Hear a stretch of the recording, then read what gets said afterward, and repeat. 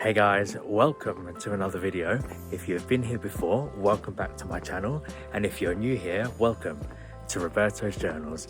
In today's video, I'm on my way now for another adjustment, but in particular, I'm going to be meeting an orthodontist specialist, as one of Chig's colleagues, who's going to look at this stubborn canine that I've got here at the bottom to see what they can do to get it rotated. I do have a couple of theories of what they're going to do.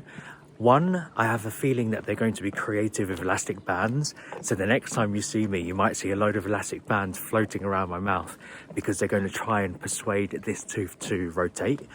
Or the one thing that I'm actually dreading a bit, and I don't know how likely this is, maybe this is just my own fault for doing a lot of research online, but I have seen in places where they drill into the bone that your teeth are sat into.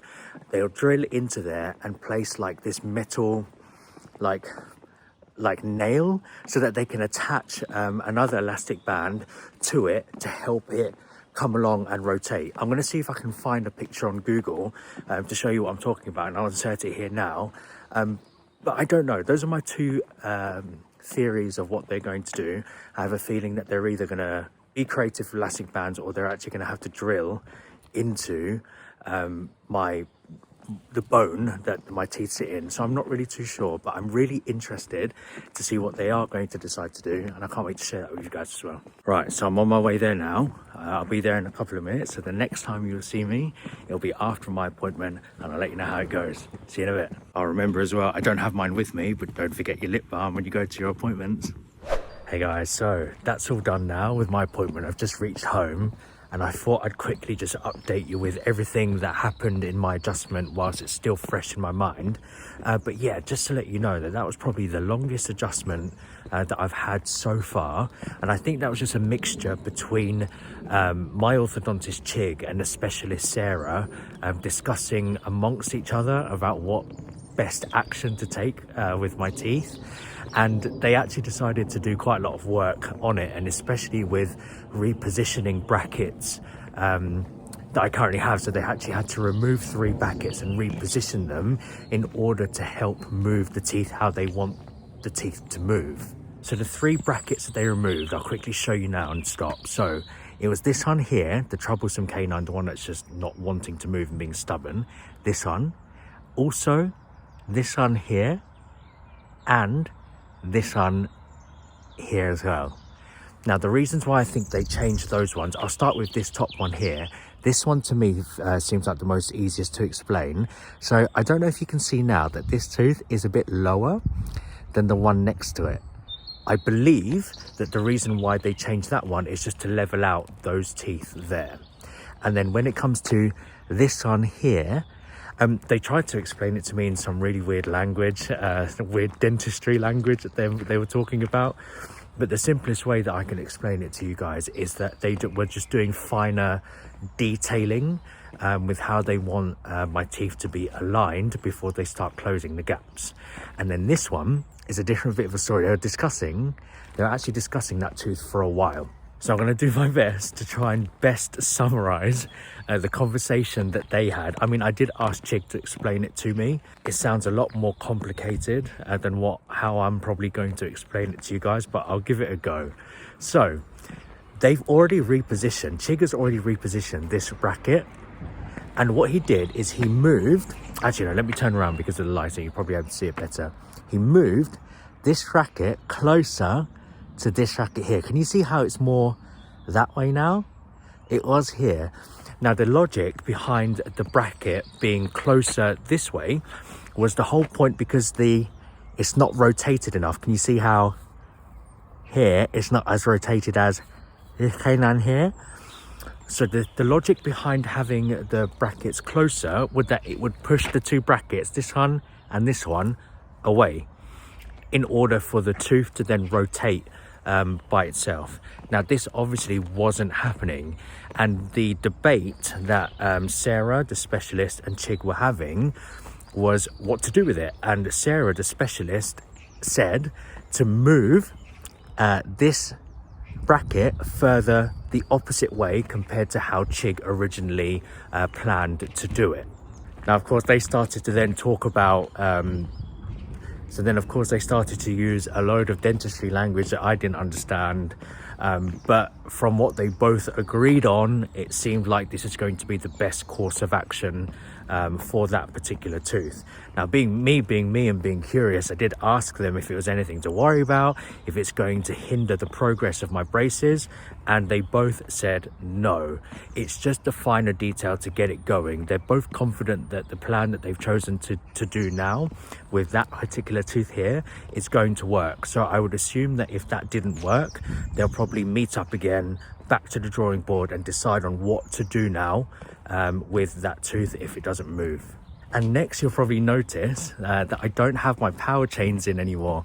They actually removed the power chain. So initially I did think as a power chain being progress towards the end of your treatment. Like it's usually the last bit that they do with your braces before they're about to come out.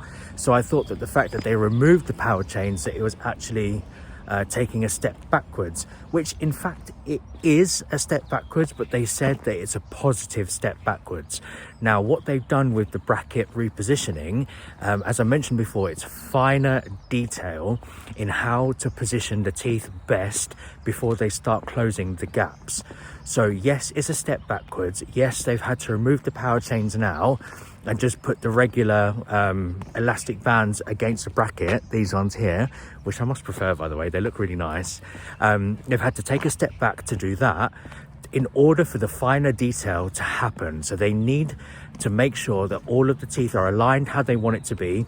They've even used a thinner wire in both the top and the bottom as well, because this stage is just to make sure that the teeth are all aligned. And I'm not sure if you can see as well here, this is just to show that it does need the alignment. Can you see how it's not a natural arched shape, especially here? The top is more arched, as you can see, but here it goes a bit wonky in these areas here. So I think that's why they're waiting for this wire to do its job by making sure that all the teeth get aligned, and then afterwards they're going to put the thicker wire back in and then put the power chains back in order to start closing the gaps. But at the moment it's to start focusing on the alignment on the teeth again, like it was before I had power chains, but this time in more detail so that we don't need to go back to it once we put the power chains back on. So all in all, guys, both Sarah and Chig are very pleased with the progress of my braces. They had my molds ready, available, especially for Sarah because she doesn't know my teeth as well as Chig does, but they were constantly comparing my current teeth, how they are now, to my original molds, and they were always making comments about how this particular tooth is better and this one has rotated exactly how they need it to. The bites are progressing exactly how they anticipated it to be as well. So they're both very pleased with the progress. They're both they're both confident as well that it's still going to be within this year's Christmas that my braces will be taking out. So I'm really happy with this adjustment. None of those things that I initially thought were going to happen actually happened.